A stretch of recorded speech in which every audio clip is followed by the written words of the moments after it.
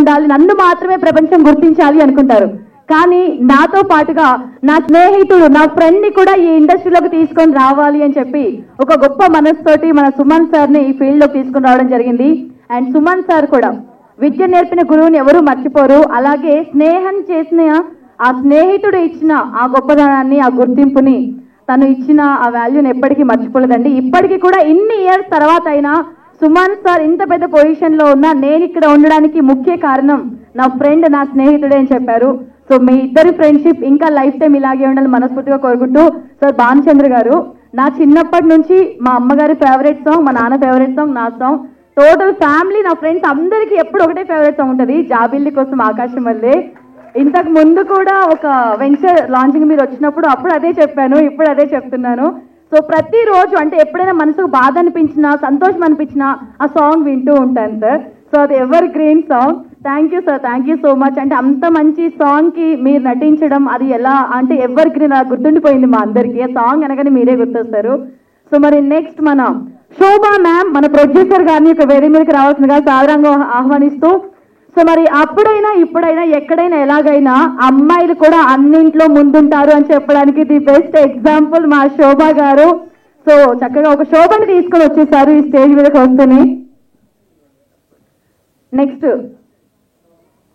హర్షిని, శ్రీ హర్షిని నందవరం ఒకసారి స్టేజ్ మీదకి రావాల్సిందిగా కోరుకుంటున్నామండి. మరి అదేవిధంగా సి నాగరాజు గారు, రాయదుర్గం, వారిని స్టేజ్ కాదు, ఇంతమంది స్టేజ్ పైకి వచ్చారు, క్లాప్స్ మాత్రం వినపడట్లేదు. ఏది మన హైదరాబాద్ జోష్. Thank you. సభకు విచ్చేసిన అందరికీ నా హృదయపూర్వక నమస్కారాలు. ఇందాక నా ప్రియమైన తమ్ముడు సుమన్ గారు చెప్పినట్టు, నాకు ప్రొడ్యూసర్స్ కానీ ఈ ఫిల్మ్కి సంబంధించిన టెక్నీషియన్స్ కానీ ఎవరు తెలియదు. కానీ నా దర్శకుడు శ్రీ సముద్ర ఇలా ఫోన్ చేసి, అన్నయ్య వాళ్ళ నా ఫ్రెండు డైరెక్టరు అతను రుద్ర అనే సినిమా తీయడం జరిగింది, దానికి మీరు మా అన్నయ్య సుమన్ కూడా వస్తున్నాడు, మీ ఇద్దరు వస్తే ఫంక్షన్ బాగుంటుంది అనగానే తప్పకుండా వస్తానని రావడం జరిగింది. సో ఈ డైరెక్టర్ గారు సాంగ్ రాశారు, స్క్రీన్ ప్లే, డైరెక్షన్ అన్నిట్లో ఉన్నారంటే he must be very talented. ఆ టాలెంట్ అంతా ఇప్పుడు సాంగ్స్ చూస్తుంటే కనిపిస్తుంది. డెఫినెట్గా నా ప్రియమిత్రుడు కోడి రామకృష్ణ గుర్తుకొస్తున్నాడు నేను చూస్తుంటే. కోడి is a very good friend of me and Suman.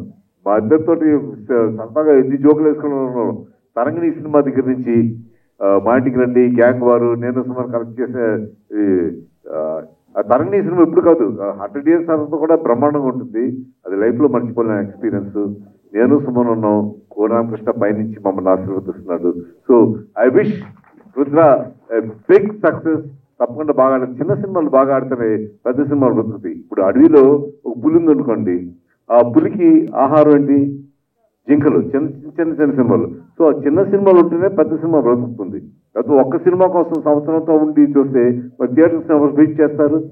So కొంచెం గవర్నమెంట్ ఆ పరిధిలో ఆలోచించి చిన్న సినిమాలను బ్రతికించి పెద్ద సినిమాలు చేయనియండి.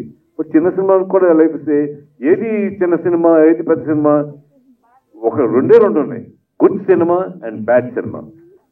సినిమా బాగుంటే బ్రహ్మాండంగా వస్తుంది, సినిమా బాగుంటే పోతుంది.